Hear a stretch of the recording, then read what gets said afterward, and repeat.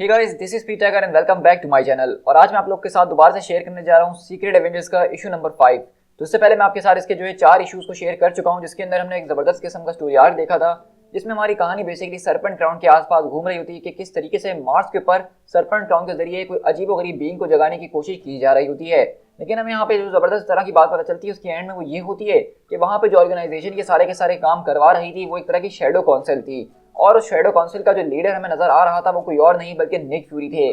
तो आज का जो हमारा एपिसोड होने वाला है वो इसी मिस्ट्री को सॉल्व करेगा कि आखिरकार निक फ्यूरी उस शेडो काउंसिल के अंदर क्या कर रहे थे, उनके क्या इरादे हैं और उनका वो सारे का सारा वहाँ पे रहने का मकसद क्या था। तो गाइस, अगर आप चैनल पे फर्स्ट टाइम आ रहे हैं तो मेरी आपसे रिक्वेस्ट है कि चैनल को सब्सक्राइब करना बिल्कुल भी मत भूलिएगा और इस तरह के ऑसम कॉमिक बुक सीरीज को हमारे चैनल पे एंजॉय करते रहिएगा। तो चलिए बिना किसी और बात के इस वीडियो को स्टार्ट करते हैं।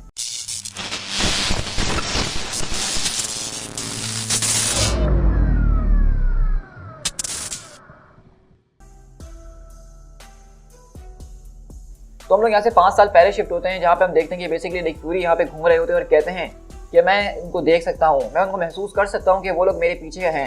मेरे अंदर की हर एक ट्रेनिंग और हर एक इंस्टिंक्ट मुझे इस बात को बता रहा है कि वो लोग यहीं कहीं करीब में मौजूद हैं। एनीवे, मैं इस बात को जानता हूँ कि मैं उनसे हमेशा के लिए ऑफ रेडार तो नहीं रह सकता हूँ। आफ्टर ऑल शील्ड जो है वो हर जगह मौजूद है। और इसी तरह हम देखते हैं कि बेसिकली ये उस टाइम की हमें कहानी सुनाई जा रही है जब आपको याद होगा कि सीक्रेट वॉर का इवेंट हुआ था, जब निक फ्यूरी ने लाइटवेरिया के ऊपर अटैक कर दिया था कुछ हीरोज की मदद से और उन्होंने यूएस गवर्नमेंट के खिलाफ जाने का फैसला किया था। तो तब से ही पूरी की पूरी शील्ड, पूरी की पूरी अमेरिकन एजेंसी उनके पीछे लग गई थी उनको पकड़ने के लिए। तो उसी तरह हम देखते हैं कि निक फ्यूरी यहाँ पे भागना शुरू करते हैं और शील्ड के एजेंट्स उनको पकड़ने के लिए आए हुए होते हैं। तो उसी तरह हम देखते हैं कि निक फ्यूरी वहाँ पे एक स्कूटर से एक आदमी को गिराते हैं और उसके स्कूटर पर बैठते हुए वहाँ से भागते हैं और कहते हैं कि ये चीज़ें कुछ इस तरीके से नहीं होनी चाहिए थी। मतलब मेरे खुद के लोग मेरे खिलाफ, ये कुछ ठीक नहीं लग रहा है। लेकिन अगर उन लोगों ने मुझे पकड़ लिया तो मैं जेल के अंदर जाके अपना नाम साफ नहीं करवा सकता हूँ, उस तरह से तो बिल्कुल भी नहीं। और इसी तरह हम देखते हैं कि निक फ्यूरी बेसिकली उनके ऊपर कुछ अटैक्स वगैरह करते हुए वहाँ से बच जाते हैं और कहते हैं कि मैं इनसे ज़्यादा टाइम तक भाग नहीं सकता हूँ, तो अगर आप मुझे गायब होना है तो मुझे उसके लिए कहीं जाना पड़ेगा। मेरे ख्याल से मोरक्को साल के इस टाइम के अंदर काफ़ी अच्छा रहता है और मुझे वहाँ जाके कुछ सवालों के जवाब भी मिल सकते हैं। मगर मुझे वहाँ पे जाने के बाद सबसे पहले इस बात को याद करना होगा कि आखिरकार ये लोग मेरे पीछे क्यों लगे हैं, मैंने आखिरकार ऐसा किया क्या है जो कि ये लोग मेरा पीछे छोड़ ही नहीं रहे हैं। तो हम देख रहे हैं कि निक फ्यूरी यहाँ पे ये बता रहे हैं कि उनको इसके बारे में नहीं पता कि उनके पीछे ये लोग क्यों आ रहे हैं, जो कि काफ़ी ज़्यादा स्ट्रेंज है। लेकिन अगले पल हम देखते हैं कि जैसे ही वो यहाँ पे खुफिया जगह के अंदर आते हैं तो अगले पल उनके पीछे से आके कोई अटैक करता है और कहता है कि सॉरी पाल। तो निक फ्यूरी बोलते हैं कि नहीं, ये नहीं हो सकता। तो हम देखते हैं कि अगले पल जहाँ पे जो आदमी उनके सर पे बंदूक ताने खड़ा होता है वो भी कोई और नहीं बल्कि वो खुद भी एक निक फ्यूरी है और कहता है कि मैं ये तुम्हारे और अपने अच्छे के लिए कर रहा हूँ। और अगले पल वो जोर से चिल्लाता है। तो इसी के बाद हमारी कहानी प्रेजेंट के अंदर शिफ्ट होती है, यानी कि जो सारी की सारी हमारी टाइमलाइन चल रही है सीक्रेट एवेंजर्स वाली। तो उसी तरह हम देखते हैं कि निक फ्यूरी बोलते हैं, क्या तुम मेरे साथ किसी किस्म का मजाक कर रहे हो रॉजर्स? तो स्टीव रॉजर्स बोलते हैं कि तुम मुझे इसके बारे में बताओ ना, क्योंकि जो तस्वीर मुझे मिली है उसको देख के तो साफ तरीके से लग रहा है कि ये कोई और नहीं बल्कि Nick Fury ex commander of SHIELD है। तो हम देखते हैं कि basically Steve Rogers Nick Fury के पास आए हैं इन सब के बारे में पूछने के लिए कि ये सब क्या चल रहा है, क्योंकि अगर आपको नहीं पता तो निक फ्यूरी इस वक्त अपनी एक अलग टीम को चला रहे हैं जो कि सीक्रेट वॉरियर्स की टीम है। और वो भी मैं बहुत जल्द अपने चैनल पे शेयर करूंगा कि वो स्टोरी कहाँ तक पहुंची है, लेकिन उसके बारे में कैप्टन स्टीव रॉजर्स को पता है, तो इसलिए वो निक फ्यूरी से यहाँ पे बात करने के लिए आए हैं। तो यहीं से स्टीव बोलते हैं कि तुम्हारे एक्सप्रेशन को देख के मैं ये कह सकता हूँ कि शायद पिछले हफ्ते तुम टेक्सास के अंदर मौजूद नहीं थे। तो निक फ्यूरी बोलते हैं कि नहीं, जाहिर सी बात है कि मैं वहाँ पे मौजूद नहीं था, और ये है कौन आखिरकार? तो शायरन बोलती है तो ये बताओ कि आखिरकार ये है कौन निक, क्योंकि शक्ल से तो ये बिल्कुल तुम्हारे ही जैसा लग रहा है। लेकिन वहीं से हम देखते हैं कि निक फ्यूरी उसके गौर से देखते और कहते हैं कि देखो मुझे नहीं पता कि ये कौन है, मे बी ये शायद एक दूसरा LMD। ओ जरा एक मिनट, ओ गॉड, मैं इसको जानता हूँ कि ये कौन है, लेकिन ये पॉसिबल नहीं हो सकता है। तो वहीं से स्टीव रॉजर्स पूछते हैं, मेरे ख्याल से अगर तुम्हें हमें एक्सप्लेनेशन देनी है तो तुम्हें उससे कुछ बेहतर ही करके समझाना होगा। तो वहीं से निक फ्यूरी बोलते हैं, रॉजर्स अगर आसान अल्फाजों में कहूँ तो वो मेरा एक नाइटमेयर है, ये ना उससे कुछ ज़्यादा और ना उससे कुछ कम है। इस सब की शुरुआत 10 से 12 साल पहले हुई थी, जब मेरा ब्रदर जेक जो था, जो कि एक दूसरे नाम से जाना जाता था स्कॉर्पियो के नाम से, जब हम ज़ोडिएक के अंदर काम किया करते थे, उसने जो है उस वक्त वहाँ से एक लाइफ मॉडल डिकॉय को जो है वहाँ से चुरा लिया था, जो कि एक तरह का प्रोटोटाइप था, और उसकी पूरी की पूरी साइंस टीम ने ज़ोडिएक की मदद से जो है उसको रीप्रोग्राम कर दिया था। तो इसलिए इसका मतलब ये है कि वो जो LMD था वो मेरी तरह चल फिर और बोल नहीं सकता था, बल्कि उसके पास मेरी सारी की सारी मेमोरीज भी मौजूद थी उस ज़ोडिएक की मदद से। और इसी तरह हम देखते हैं कि बेसिकली हमें निक फ्यूरी बता रहे हैं कि किस तरीके से काफ़ी सालों पहले उनकी एक LMD को किसी ने चुरा लिया था और उसके अंदर उनकी सारी की सारी मेमोरीज, उनकी सारी की सारी यादों को डाल दिया था। और निक फ्यूरी बता देंगे किस तरीके से उस LMD को ये लग रहा था कि वो सच में मैं हूँ, यानी कि वही असली निक फ्यूरी है। और वहीं से स्टीव रॉजर्स बोलता है कि जरा एक मिनट, मुझे याद है कि ये वही कैदी तो नहीं है जिसको तुमने एवेंजर्स के कंपाउंड से छुड़वाने की कोशिश करी थी। तो निक फ्यूरी बोलते हैं कि हाँ, ये बिल्कुल वही है, जब मैंने ज़ोडिएक को टेकन डाउन कर दिया था, ये उस टाइम की बात है।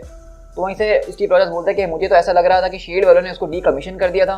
तो निक फ्यूरी बोलते हैं कि हाँ, यही वो जगह है जहाँ पे चीज़ें थोड़ी सी और कॉम्प्लिकेटेड हो जाती हैं। जैसा कि मैंने कहा कि वो चीज़ सिर्फ एक प्रोटोटाइप थी, वो कोई रोबोट नहीं था, वो एक सिंथेटिक मैन था, जिस तरह से विजन और ओरिजिनल ह्यूमन टॉर्च है। लेकिन वो जो चीज़ थी उसको हमने इस तरीके से बनाया था कि वो अपनी खुद की सोच नहीं रख सकता था। लेकिन जैसा कि मैंने कहा कि मेरे भाई ने उस ज़ोडिएक की का इस्तेमाल करके, जिसको वो पूरी तरीके से अंडरस्टैंड नहीं करता था कि वो क्या कर सकती है, उसने उसको मेरी सारी की सारी मेमोरीज दे दी। और जितना मैं जानता हूँ उसके हिसाब से, क्योंकि वो एक एआई था, तो उसका एआई ये सारी की सारी चीज़ें बर्दाश्त नहीं कर सका और वो बिखर गया। तो इसलिए जब ज़ोडिएक गिरा था मुकम्मल तौर पर, जब एवेंजर्स ने उसको ख़त्म करने में मेरी मदद करी थी, तो मेरे भाई ने अपने आप को ही ख़त्म कर लिया था। और तब जाके उस चीज़ को इस बारे में पता चला था कि दरअसल वो असली निक फ्यूरी नहीं है, जब एजेंट ऑफ शील्ड ने उसको पकड़ने की कोशिश करी थी। और वेल, तो अगर तुम किसी इंसान को ये बताते हो कि वो असल में है नहीं, बल्कि वो किसी का बनाया हुआ क्लोन है, या फिर वो सिर्फ एक एलएमडी है, तो उसका दिमाग मुकम्मल तौर पे ख़राब हो जाएगा। तो शैरन बोलती है कि लेट मी गैस, मेरे ख्याल से शील्ड के लोगों ने इससे पहले ऐसा कुछ भी नहीं देखा होगा ना। तो निक फ्यूरी बोलते हैं कि तुमने बिल्कुल ठीक कहा, वो एक तरह की एनॉमली थी, वो एक ऐसा एलएमडी था जो कि खुद से सोचने लग गया था, जो कि इससे पहले कभी नहीं हुआ था। और एनॉमलीज जो होती हैं उनको इसी तरह ख़त्म नहीं किया जा सकता, बल्कि उनको स्टडी किया जाता है पहले। तो इसी तरह हम लोग यहाँ से 10 साल पहले शील्ड के एक हेलिकैरियर के अंदर शिफ्ट होते हैं, जहाँ पे उस एलएमडी वाले निक फ्यूरी को पकड़ के रखा हुआ गया होता है। और वो कहता है कि मैंने तुमसे कहा है ना कि मैं निक फ्यूरी हूँ पाल। और इसी तरह हम देखते हैं कि डॉक्टर वगैरह उससे चेकअप कर रहे होते हैं, उससे क्रॉस क्वेश्चनिंग वगैरह कर रहे होते हैं, उसको उलझाने की कोशिश कर रहे होते हैं। तो वहीं से वो डॉक्टर बोलते हैं, अच्छा मुझे तो ऐसा नहीं लगता, क्योंकि अगर मैं तुमसे ये कहूँ कि मैंने कल आके तुम्हें यहाँ पे सारी की सारी सच्चाई बताई थी और सच्चाई को सुनने के बाद तुम पूरे दिन चिल्लाते रहे थे, तो क्या तुम्हें कुछ अच्छा फील हो रहा है? तो वहीं से निक फ्यूरी पूछते हैं, क्या ये किसी किस्म की थेरेपी है? क्योंकि अगर ये किसी किस्म की थेरेपी है तो इस वक्त मेरा तुम्हारा मुंह तोड़ने का दिल चाह रहा है डॉक्टर। और अगले बार हम देखते हैं कि वो अपनी ज़बरदस्त तरीके से किक मार के उस डॉक्टर के दांत तोड़ देते हैं, और वहाँ पे जो सारे के सारे गार्ड होते हैं उनको भी पेलना शुरू करते हैं। और वहीं से निक फ्यूरी बताते हैं, देखो असल बात ये थी कि हम उसको जब भी सच्चाई बताने की कोशिश करते थे, वो कुछ टाइम के बाद इस सारी की सारी सच्चाई को भूल जाता था। ऐसा लग रहा था कि उसका दिमाग इन सारी की सारी मेमोरीज को हर थोड़ी देर में आके रीबूट कर देता है और उसको यही सोचने में बार बार मजबूर करता है कि वही असल है। और इसी की वजह से वो वहाँ से भागने में सक्सेसफुल हो गया। और वो एक बार नहीं बल्कि काफ़ी बार हमसे भाग चुका था। उस आदमी ने जो है तकरीबन बहुत सालों तक हमारा जीना हराम करके रखा हुआ था। वो बार बार हमारे हेलिकैरियर से भाग जाया करता था और हम उसको बार बार पकड़ के लेकर आया करते थे। तो शैरन बोलती कि अच्छा अगर ऐसी बात है तो मैं भी शील्ड का हिस्सा थी, तो इसके बारे में मैंने क्यों नहीं सुना कभी। तो वहीं से निक फ्यूरी बताता है कि वेल बेब, ये एक बहुत ही ज़्यादा डीप कवर ऑपरेशन था उस टाइम का, जिसके बारे में किसी को कुछ भी नहीं पता था कि यहाँ पे ये सब क्या चल रहा है। तो वहीं से स्टीव रॉजर्स पूछते हैं, तो ये बताओ कि आखिरकार जब वो तुम लोगों से छुट के भाग जाया करता था तो वो करता क्या था। तो वहीं से निक फ्यूरी बोलते कि देखो अब तुम बिल्कुल वैसे ही सोचने की कोशिश कर रहे हो जैसे मैं कभी उसके बारे में सोचा करता था रॉजर्स। तुम बताओ कि अगर एक आदमी अपने आप को निक फ्यूरी समझता है और उसके पीछे पूरी की पूरी शील्ड लगी हुई है, तो वो क्या करता होगा। टर्न्स आउट कि वो बिल्कुल वही करता है जो कि तुमने उससे एक्सपेक्ट किया था करने के लिए। और इसी तरह हम लोग यहाँ से 9 साल पहले शिफ्ट होते हैं, जहाँ पे हम देखते हैं कि बेसिकली वो यहाँ से वहाँ पूरी की पूरी दुनिया भर के अंदर घूम रहा है और सारे के सारे हाइड्रा एजेंट्स को खत्म करने में लगा हुआ है। और क्योंकि उसको लगता है कि वो निक फ्यूरी है, तो वो ये काम बहुत अच्छे तरीके से कर रहा है। और इसी तरह हम यहाँ से 8 साल पहले शिफ्ट होते हैं, जहाँ पे वो बेसिकली एक एम के सबमरीन के ऊपर जाके उनके सारे के सारे लोगों को खत्म कर रहा होता है। और वहीं से निक फ्यूरी बताते हैं कि ये चीज़ बहुत ज़्यादा फनी है, क्योंकि शील्ड बेसिकली उस आदमी के पूरे पीछे लगी हुई थी, उसको ट्रेल को फॉलो करते हुए, और वो अपने पीछे ट्रेल्स को जो है ब्रेड क्रम्स की तरह छोड़ते हुए जा रहा था, जहाँ पे वो ये बता रहा था कि किस तरह वो दुनिया भर के अलग अलग टेरर प्लॉट्स को जो है बर्बाद कर रहा है। उसने हाइड्रा को एक पूरी की पूरी सिटी उड़ाने से रोका, उसने एम को जो है पूरे के पूरे अटलांटिक ओशन में आग लगाने से रोका। और इसी तरह हम यहाँ से 6 साल पहले शिफ्ट होते हैं, और वो बताते हैं किस तरह से निक फ्यूरी के हेल वो आदमी इतना ज़्यादा एक्सपर्ट हो चुका था कि उसने अल्टीमेटम के पूरे प्लॉट को बर्बाद करा, जिसके जरिए पूरा का पूरा मिडिल ईस्टर्न पोर्ट जो है वो उड़ाया जा सकता था, जहाँ पे बहुत ही ज़्यादा इंपॉर्टेंट लोग होने वाले थे। तो हम लोग जब वहाँ पे पहुंचे तो हमें पता चला कि वहाँ पे कोई हमारा सारा का सारा काम करके जा चुका है, जिसको रोकने के लिए हम बहुत बेसब्री से इंतजार कर रहे थे, जिसके अंदर बहुत ज़्यादा एक्सप्लोसिव वगैरह मौजूद था, लेकिन उन सबको डिसमेंटल कर दिया गया था और हमारे पीछे काफ़ी ज़्यादा लाशें छोड़ के गया हुआ था। फाइनली हमने उसको कैप्चर करा पेरिस के अंदर, जहाँ पे मैं और डुगन ने पर्सनली उससे जाके मुलाकात करी। मेरे अंदर का आधा हिस्सा तो मुझे ये कह रहा था कि मैं उस बास्टर्ड को एक मेडल दे दूं, लेकिन अदर हिस्सा तुम जानते हो कि वो क्या सोच रहा होगा। तो इसी तरह हम यहाँ से 5 साल पहले शिफ्ट होते हैं, जहाँ पे निक फ्यूरी ने उसको पकड़ लिया है। तो वहीं से निक फ्यूरी उसके सामने आते और कहते हैं, तो बताओ क्या अब तुम्हें सब कुछ याद आ चुका है। मेरे लोगों ने मुझसे कहा था कि अगर मैं शायद तुम्हारे फेस टू फेस आ जाऊँ दोबारा तो तुम शायद सब कुछ समझ सको। तो वहीं से वो कहता है कि हाँ अब मैं समझ चुका हूँ, मैं तुम नहीं हूँ, मैं हूँ, और मुझे नहीं पता कि मैं आखिरकार हूँ कौन। तो वहीं से निक फ्यूरी अपना सर पकड़ते और बोलते हैं कि देखो भाई, आसान सी बात ये है कि तुम सिर्फ गलत ही थे और कुछ भी नहीं, लेकिन मुझे माफ़ करना, अब मुझे इस गलती को सुधारना होगा ही, चाहे इसकी कीमत कुछ भी क्यों ना हो। तो वहीं से वो बोलता है कि आई गेस तुम बिल्कुल ठीक कह रहे हो और मैं इसके बारे में जानता भी हूँ, क्योंकि अगर मैं भी तुम्हारी जगह होता तो मैं भी शायद कुछ ऐसा ही करने का सोचता। तो निक फ्यूरी बोलते हैं कि उन लोगों को ये काम तभी कर देना चाहिए था जब हमने तुम्हें पहली बार पकड़ा था, हमें तुम्हें स्टडी करना ही नहीं चाहिए था एक लैब रैट की तरह। तो वहीं से वो बोलता है, क्या मतलब लैब रैट की तरह, क्या लैब रैट जिंदा होता है। तो निक फ्यूरी बोलते हैं कि हाँ वो जिंदा होता है, लेकिन तुम जिंदा नहीं हो, तुम एक रोबोट हो, और जब तुम्हारी बात की जा रही है तो हम तुम्हें जिंदा नहीं कह सकते हैं। तो वहीं से वो बोलता है हाँ तुम्हारी बात ठीक है, लेकिन एक्सेप्ट मुझे किसी ने प्रोग्राम नहीं किया है, मेरे अंदर अपनी कॉन्शियसनेस मौजूद है, मेरी अपनी मेमोरीज मौजूद हैं, तो क्या तुम्हारी नज़र में इसको ज़िंदगी नहीं कहते हैं? तो वहीं से निक फ्यूरी बोलते हैं कि मुझे इसके बारे में कैसे पता होगा, मैं कोई साइंटिस्ट या कोई फिलोसफर तो हूँ नहीं, मैं एक सोल्जर हूँ, और मैं इस वक्त ये जानता हूँ कि तुम मेरे सामने जो बैठे वो एक खतरनाक किस्म का डेंजरस वेपन है, मुझे माफ़ करना।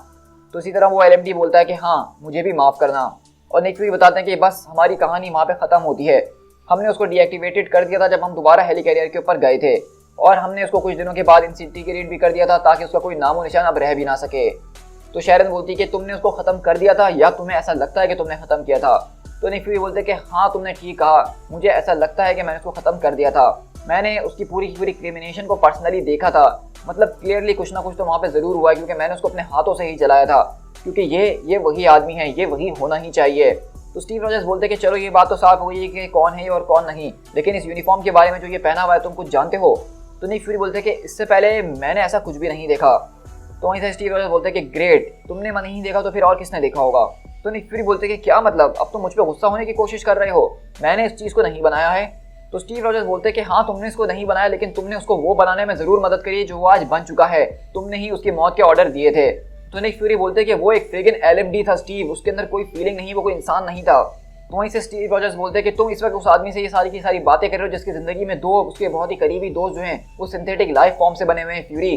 तो निक फ्यूरी बोलते हैं कि हाँ तुम्हारी बात बिल्कुल ठीक है, लेकिन उनमें से किसी के पास भी उनकी अपनी मेमोरीज या मेरी मेमोरीज मौजूद नहीं है। क्या तुम मेरी बात को समझ नहीं रहे हो? वो जानता था जो मैं जानता था, इसका मतलब ये है कि उसको जितना जानना चाहिए था वो उससे कुछ ज़्यादा ही जानता था, वो बहुत ही ज़्यादा डेंजरस था। तो वहीं से स्टीव रॉजर्स बोलते हैं कि हाँ ये बात तो तुम्हारी ठीक है कि वो काफ़ी ज़्यादा डेंजरस था, और शायद इसीलिए किसी और की नज़र जो उसके ऊपर पड़ गई थी ताकि वो उसको अपने लिए इस्तेमाल कर सके। तो वहीं से शैरन बोलती है कि मैं चाहती हूँ निक कि तुम अपनी रिसोर्सेज का इस्तेमाल करके उस यूनिफॉर्म के बारे में पता लगाओ कि आखिरकार वो ग्रुप कौन है, और अब से हम लोग टच के अंदर रहेंगे। उसी तरह हम देखते हैं कि शैरन और स्टीव रॉजर्स वहाँ से चले जाते हैं।